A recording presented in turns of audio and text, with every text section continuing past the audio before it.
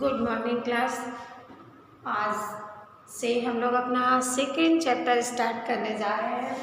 Chapter name है लहाशा की ओर और इसके लेखक है राहुल सांकृत आयन जी। तो आइए देखते हैं राहुल सांकृत आयन जी ने लहाशा की ओर चैप्टर के विषय में हमें क्या नॉलेज दिया है। देखिए, ये चैप्टर मुख्य रूप से एक यात्रा का वर्णन है, तिब्बत की यात्रा का वर्णन। यहाँ पर लेखक और लेखक के मित्र दो लोग होते हैं। दोनों लोग तिब्बत की यात्रा करते हैं और यात्रा के दौरान उन्हें जो जो चीज़ें अच्छी बुरी मिलती हैं सबका वर्णन वो करते हैं इस चैप्टर में। ठीक है, तो आइए देखते हैं चैप्टर में क्या क्या देखा लेखक ने और क्या क्या लिख डाला हमारे लिए। वह नेपाल से तिब्बत जाने का मुख्य रास्ता है। कहाँ की यात्रा किया लेखक ने?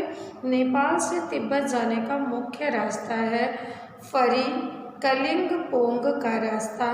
जब नहीं खुला था तो नेपाल ही नहीं, हिंदुस्तान की भी चीज़ें इसी रास्ते से तिब्बत जाया करती थीं।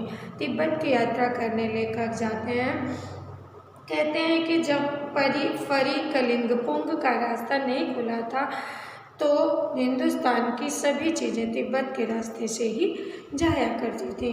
ये व्यापारिक ही नहीं, सैनिक रास्ता भी था। यहाँ से केवल व्यापार करने लोग नहीं जाते थे, बल्कि सैनिक लोग भी इसी रास्ते से जाया करते थे। इसीलिए जगह जगह पर फौजी चौकियाँ और किले बने हुए हैं। यही कारण है कि रास्ते में अनेकों फौजी चौकियाँ दिखाई देती हैं और किले बने हुए दिखाई देते हैं, जिनमें कभी चीनी पलटन रहा करती थी। आजकल बहुत से फौजी मकान गिर चुके हैं।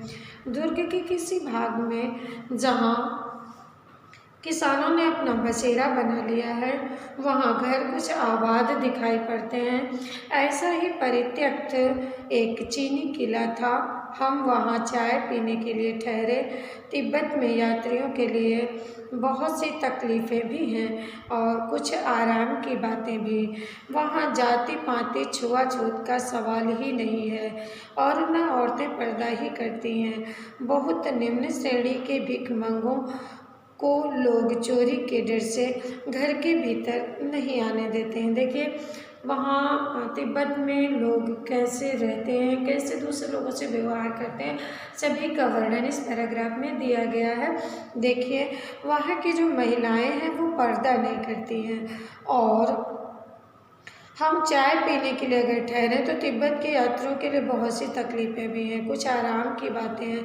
वहाँ जाति पाति छुआछूत का भेदभाव नहीं है, औरतें पर्दा नहीं करती हैं। निम्न श्रेणी के भिखमंगों को लोग चोरी के डर से अंदर नहीं आने देते हैं। केवल उन लोगों को जो भिखमंगे टाइप के दिखते हैं उन्हें अंदर नहीं आने देती हैं, क्योंकि उन्हें लगता है कि कहीं मेरे घरों में चोरी न कर लें। तब भी घर की बहू हो या सासू को अपनी झोली में से चाय निकाल कर दे सकते हैं। बाकी कोई भी अननोन पर्सन किसी के घर में भी जाए और अपनी सामान दे दे, बोल दे मुझे चाय बना दो, वो लोग बना करके दे देती, भले ही आपको उन्होंने कभी ना देखा हो। सिर्फ रोका किसे जाता था? भिखमंगों को, उन्हें जाने के लिए परमिशन नहीं थी। वह आपके लिए उसे पका देंगी। मक्खन सोडा नमक दे दिया। वह चाय चोंगी में कूटकर उसे दूध वाली चाय के रंग की बना के मिट्टी के टोटीदार बर्तन में रख के आपको दे देंगी। वहाँ चाय बनाने का जो तरीका है वो बताया कि किस तरह से कूट पीस करके बना करके आपको चाय दे देती हैं और किस में देती, मिट्टी के चोंगी वाले बर्तन में, जिससे आराम से पिया जा सके, उसमें छान करके वो। यदि बैठक की जगह चूल्हे से दूर है, आपको डर है कि सारा मक्खन आपकी चाय में नहीं पड़ेगा, तो आप खुद जाकर चोंगी में चाय मथ कर ला सकते हैं। अगर आपको डर है कि आपका सामान ये लोग पूरा नहीं यूज़ करेंगे, हमें अच्छी चाय बना के नहीं देंगे, तो आप किचन में जा कर के स्वयं भी चाय बनाकर ला सकते हैं। जबकि हमारे भारत में ये सब चीज़ें नहीं हैं। हम लोग ऐसी परमिशन किसी अननोन पर्सन को नहीं दे सकते हैं, लेकिन तिब्बत में ऐसा कुछ भी नहीं है। इसके बाद चाय का रंग तैयार हो जाने पर नमक मक्खन डालने की ज़रूरत होती है। वहाँ लोग जब चाय तैयार करते हैं तो उसमें नमक और मक्खन भी डालते हैं। चाय का रंग तैयार होने के बाद वो लोग वहाँ पर नमक और मक्खन डालते हैं। परित्यक्त चीनी किले से जब हम चलने लगे, चीनी किले से जब लेखक आगे बढ़ते हैं तो क्या देखते हैं, एक आदमी राहदारी मांगने आया। एक आदमी राहदारी मतलब राह का टैक्स, रास्ते का टैक्स मांगने आया। हमने वह 2 चिट उसे दे दिया। शायद उसी दिन हम थोंगला के पहले के आखिरी गांव में पहुंच गए। यहाँ भी सुमति के जान पहचान के आदमी थे और भिखमंगे रहते भी ठहरने के लिए अच्छी जगह मिली। उन्होंने कहा कि हम थोंगला के पहले आखिरी गांव में जब पहुँचे तो वहाँ पर सुमति लेखक के मित्र का नाम है और वो वहाँ पर पहुँचते हैं तो कहते हैं कि वहाँ पर उनकी जान पहचान के लोग मिल गए और हमें रहने के लिए अच्छी जगह भी मिल गई। 5 साल बाद जब हम उसी रास्ते लौटे थे और भिखमंगे नहीं, एक भद्र यात्री के वेश में घोड़ों पर सवार होकर आए थे, किंतु उस वक्त किसी ने हमें रहने के लिए जगह नहीं दिया। लेखक कहते हैं कि जब मैं सुमति के साथ था तो भिखमंगे के वेश में गया, फिर भी हमें रहने के लिए अच्छी जगह मिली, लेकिन जब मैं 5 साल पहले आया था अच्छे वेश में था तब भी मुझे अच्छी जगह रहने के लिए नहीं मिली थी। किंतु वह बहुत लोगों को उस वक्त की मनोवृत्ति पर निर्भर करता है, किंतु उस वक्त ने हमें रहने के लिए जगह नहीं दी। हम गांव के एक सबसे गरीब झोपड़े में ठहरे थे। बहुत कुछ लोगों के उस वक्त की मनोवृत्ति पर निर्भर है, खासकर शाम के वक्त। वहाँ पर जब शाम को जाइए तो वहाँ के लोग छंग पीकर बहुत कम होशो हवास में दूरस्थ रहते हैं। छंग एक नशीला पदार्थ है जिसे वहाँ के प्रत्येक व्यक्ति जिसका सेवन करता है। शाम के समय होश हवास खो देते हैं, वो लोग होश में कम रहते हैं। अब हमें सबसे विकट डांडा थोंगला पार करना था। एक स्थान है डांडा थोंगला जिसे लेखक को अब पार करना है। डांडे तिब्बत में सबसे खतरे की जगह हैं। तिब्बत में सबसे खतरे वाली जगह है डांडा। 16-17 हज़ार फीट की ऊंचाई होने के कारण हम उनके दोनों तरफ मीलों तक कोई गांव नहीं थे। 16-17 हज़ार फीट ऊंचाई पर बसा ये थोंगला, इसके आसपास कोई गांव का नामो निशान नहीं था। नदियों के मोड़, पहाड़ों के कोनों के कारण बहुत दूर तक आदमी को देखा नहीं जा सकता था। दूर तक आदमी का कहीं नामो निशान, जब गांव नहीं थे, घर नहीं थे तो आदमी कहाँ से मिलेंगे। वहाँ पर कोई भी आदमी लेखक को दिखाई नहीं देता है। डाकुओं के लिए यही सबसे अच्छी जगह, एकांत सुनसान। डाकू लोग वहाँ पर कभी भी आ सकते हैं। तिब्बत में गांव में आकर खून हो जाने तब तो खूनी को सज़ा भी मिल सकती है, लेकिन इन निर्जन स्थानों में मरे हुए आदमियों के लिए कोई परवाह नहीं करता। वहाँ जल्दी कोई जाता ही नहीं है। निर्जन है, जहाँ निर्जन मीन्स जहाँ कोई जन न हो, जहाँ कोई जन मीन्स लोग, जहाँ कोई लोग न हो। सरकार खुफिया विभाग और पुलिस पर उतना खर्च नहीं करती थी। वहाँ गवाह भी तो कोई नहीं मिल सकता। डकैत पहले आदमी को मार डालते, उसके बाद देखते हैं कि कुछ पैसा है कि नहीं है। हथियार का कानून न रहने के कारण यहाँ लाठी डंडे की तरह लोग पिस्तौल बंदूक लिए हुए फिरते हैं। वहाँ लोगों को डकैत लोग पहले मार डालते हैं, उसके बाद उनकी जेब टटोलते हैं। जो भी पैसा रुपया, जो भी सामान उनके ज़रूरत का मिलता है वो सब ले करके चले जाते हैं। अच्छा, वहाँ पर हथियारों का कोई कानून न होने के कारण लोग हथियारों को लाठी डंडे की तरह पिस्तौल और बंदूक लेकर के घूमते हैं। तो डाकू यदि जान से न मारे तो खुद उन्हें अपने प्राणों का खतरा है। अगर डाकू नहीं मारेंगे तो अगला मार देगा। हर व्यक्ति के हाथ में बंदूक रहती है। गांव में हमें मालूम हुआ कि पिछले ही साल थोंगला के पास खून हो गया। लेखक लिखते हैं कि मुझे मालूम हुआ पिछले साल थोंगला के पास एक खून हो गया था। शायद खून की हम उतनी परवाह नहीं करते क्योंकि हम भिखमंगे थे। जहाँ कहीं वैसी सूरत देखते टोपी उतार कर जेब निकाल कर कुछ एक पैसा कहते भीख मांगने लगते। हाँ, डकैत लोग उन लोगों पर हमला नहीं करते जो स्वयं भीख मंगे होते। तो उन लोगों को ये बात मालूम थी क्योंकि सुमित वहाँ जाते रहते थे लेखक के मित्र। उन्होंने अपने मित्र को सारी जानकारियाँ दिया कि अगर भीख मंगे के भेष में हम लोग इन रास्ते में जाएंगे तो हमें कोई डाकू जान से नहीं मारेगा।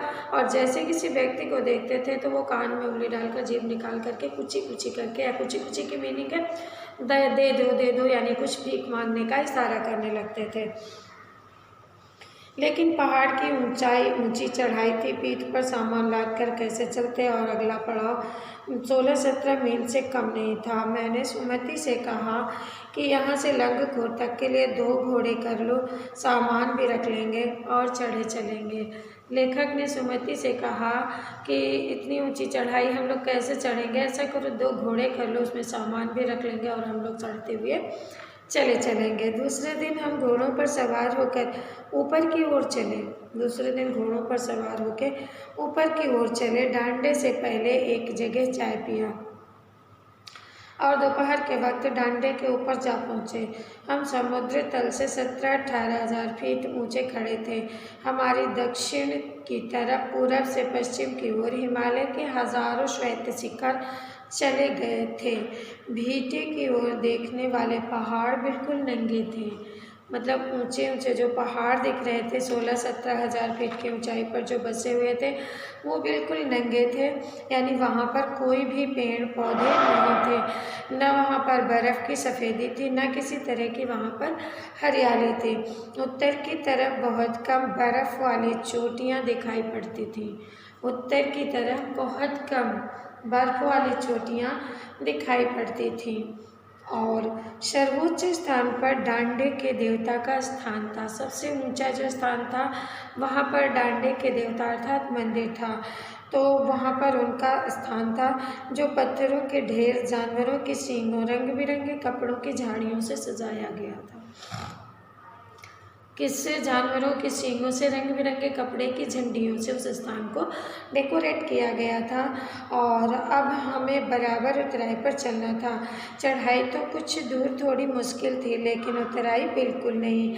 शायद 2-1 और सवार साथी हमारे साथ चल रहे थे। लेखक ने बताया चढ़ाई बड़ी कठिन थी लेकिन उतराई बड़ी ईजी थी और 1-2 साथी हमारे साथ और चल रहे थे। मेरा घोड़ा कुछ धीमे चलने लगा, लेखक का घोड़ा कुछ धीमे चलने लगा। मैंने समझा कि चढ़ाई की थकावट के कारण ऐसा कर रहा है। लेखक को लगा कि चढ़ाई की थकान से चढ़ कर के आया है, थक गया, इसलिए धीमे धीमे चल रहा है। और मैं 2 की वस्तु की तरह अपने घोड़े पर झूमता हुआ चला जा रहा था। मैं मदमस्त एकदम अपने घोड़े पर झूमता हुआ आगे चला जा रहा था। जान नहीं पड़ता था कि घोड़ा आगे जा रहा है या पीछे। इतना धीमे उसकी चाल थी कि पता ही नहीं चल रहा था कि वो आगे जा रहा है या पीछे जा रहा है। जब मैं जोर देने लगता तो वह और सुस्त पड़ जाता। लेखक जब उसको तेज़ी से चलाने का प्रयास करते तो वो और सुस्त हो जाता था। एक जगह 2 रास्ते फूट रहे थे। मैं बाएं का रास्ता ले 1-1.5 मील चला गया। आगे एक घर में पूछने से पता लगता कि लंगकोर का रास्ता दाहिने वाला था। एक घर में बहुत दूर 2 मील तक आगे निकल गए। आगे एक घर में उन्होंने पूछा कि तो उन्होंने बताया लंगकोर का रास्ता तो पीछे ही निकल गया, आप गलत रास्ते पर आ गए हैं। अच्छा, फिर लौटकर उसी को पकड़ा। 4-5 बजे के करीब मैं गांव से मील भर पर था तो सुमति इंतज़ार करते हुए मिले। सुमति आगे निकल गए थे, उनका घोड़ा सही रास्ते पर गया था। लेखक का घोड़ा रास्ता भूल गया था और एक जगह ऐसी थी जहाँ से 2 रास्ते निकलते थे तो उसने दूसरा रास्ता अपना लिया था। 2 मील तक आगे निकल जाने पर उन्होंने एक घर में पूछा तो पता चला कि वो गलत रास्ते में आ गए। फिर वापस उसी रास्ते से आए और तब सही रास्ते में पहुँचे तो उन्होंने देखा कि जब आगे पहुँचते सुमति उनका इंतज़ार कर रहे थे। मंगोलों का मुँह वैसे भी लाल होता। सुमति मंगोलो जाति के व्यक्ति थे और उन्होंने बताया कि मंगोलो जाति के लोग बड़े सुंदर, बड़े गोरे चिट्टे होते हैं। उनके चेहरे एकदम लाल होते हैं, इतना गोरे होते हैं। तो अब तो वह पूरे गुस्से में थे। उन्होंने कहा, मैं 2 टोकरी कंडे फूंक डाले, 3-3 बार चाय को गर्म किया। मैंने बहुत नरमी से जवाब दिया, लेकिन मेरा कसूर नहीं। मतलब बहुत गुस्से में थे सुमति कि मैं इतनी देर से तुम्हारा इंतज़ार कर रहा हूँ, तुम इतनी देर पीछे कैसे रह गए। उन्होंने देखा कि सुमति गुस्से में है तो उन्होंने कोई जवाब नहीं दिया। उन्होंने कहा, इसमें मेरा कोई कसूर नहीं है मित्र, देख नहीं रहे हो कैसा घोड़ा मुझे मिला है। मैं तो रात तक पहुँचने की उम्मीद रखता था। खैर, सुमति को जितनी जल्दी गुस्सा आता था उतनी जल्दी ठंडा भी हो जाता था। लंगकोर में वह एक अच्छी जगह ठहरे थे। यहाँ भी उनके अच्छे यजमान थे। पहले चाय सत्तू खाया गया। रात को गर्मा गर्म थुक्पा मिला था। उन्होंने पहले चाय सत्तू, जहाँ पर रुके थे, चाय और सत्तू खाया और फिर गर्मा गर्म थुक्पा, कोई होगा पेय पदार्थ वहाँ का फेमस, ठीक है, तो उसको उन्होंने गरम गरम पिया। अब हम तिंगरी के विशाल मैदान में थे, जो पहाड़ों से घिरा टापू सा मालूम होता था, जिसमें दूर तक छोटी सी पहाड़ी मैदान के भीतर दिखाई पड़ती है। उसी पहाड़ी का नाम है तिंगरी समाधि गिरी। आगे बढ़ते हैं, लेखक तिंगरी पहुंचते हैं और एक पहाड़ी पर रुकते हैं जिसका नाम है तिंगरी समाधि गिरी। आसपास के गांव में भी सुमति के कितने ही यजमान थे। कपड़े की पतली पतली चेरी बत्तियों के गंडे खत्म नहीं हो सकते थे, क्योंकि बोध गया से लाए कपड़े के खत्म हो जाने पर किसी कपड़े से बोध गया का गंडा बना लेते थे। वह अपने यजमानों के पास जाना चाहते थे। मैंने सोचा, यह तो हफ्ता भर उधर ही लगा देंगे। मैंने उनसे कहा कि जिस गांव में ठहरना हो उसमें भले ही गंडे बांट दो, मगर आसपास के गांवों में मत जाओ। लेखक से सुमति ने कहा, वहाँ पर उनके यजमान थे। सुमति पुरोहिताई का काम करते थे, तो उन्होंने कहा, लेखक से रिक्वेस्ट किया कि यहाँ पर मेरे यजमान हैं। गेंडा एक पवित्र धागा होता है, जैसे हम लोग रोली कलावा बांधते हैं, वैसे ही वहाँ सुमति के बांधे गए कलावा गेंडा कहलाते हैं। बोध गया के पवित्र धागे को गेंडा कहा जाता है। तो क्योंकि बोध गया से लाए कपड़े खत्म हो जाने पर किसी कपड़े से बोध गया का गंडा बना लेते थे। वहाँ के लोगों पर अटूट विश्वास था। वो बोध गया के धागे जब खत्म हो जाते थे तो कोई भी कपड़ा खरीद करके गंडा वहाँ पर पतले पतले धागे के रूप में बना लेते थे और उन्हें लोगों के हाथों में बांट देते थे बांधने के लिए। मगर आज पास के गाँव में मत जाओ, उनके लिए मैं तुम्हें लहासा पहुँच के रुपया दे दूँगा। उन्होंने कहा, जितनी भी इनकम तुम्हारी होगी उसके बदले में जो तुम्हें आशीर्वाद के रूप में बख्शीश मिलेगा वो तुम्हें मैं घर पहुंचकर दे दूंगा। सुमति ने स्वीकार कर लिया। दूसरे दिन हमने भरिया ढूंढने की कोशिश की, लेकिन कोई नहीं मिला। भरिया मतलब जो भाड़े के लोग होते हैं, जो सामान को लाद कर घोड़े पिट्ठू पर लाद कर चलते हैं, उन्हें भरिया। सुमति ने स्वीकार कर लिया। सवेरे ही चल दे तो अच्छा था, लेकिन 10-11 बजे की धूप में चलना पड़ रहा था। तिब्बत की धूप भी बहुत कड़ी होती है। यद्यपि थोड़े से भी मोटे कपड़े से सिर को ढाक लें तो गर्मी खत्म हो जाती है। आप 2 बजे सूरज की ओर मुँह करके चल रहे हैं। ललाट धूप से जल रहा है और पीछे का कंधा बर्फ हो रहा है। फिर हमने पीठ पर अपनी चीज़ें लाद ली और डंडा हाथ में लिया और चल पड़े। बहुत तेज़ धूप थी, चेहरे पर बहुत तेज़ धूप लग रही थी और पीठ ठंडी हो रही थी, एकदम धूप के कारण जली जा रही थी मतलब। तो उन्होंने क्या किया, पूरा सामान अपना पेट पर लादा, किसी तरह चले, क्योंकि भरिया उन्हें मिला नहीं। भरिया मतलब भाड़े पर सामान लादने वाले लोग, वो उन्हें नहीं मिलते हैं। लाइक दैट कुली जैसे नहीं होते हैं, वैसे ही ऊंचे पहाड़ों पर भरिया होते हैं। तो फिर हम लेखक ने लाद लिया और लाद कर आगे बढ़ते हैं।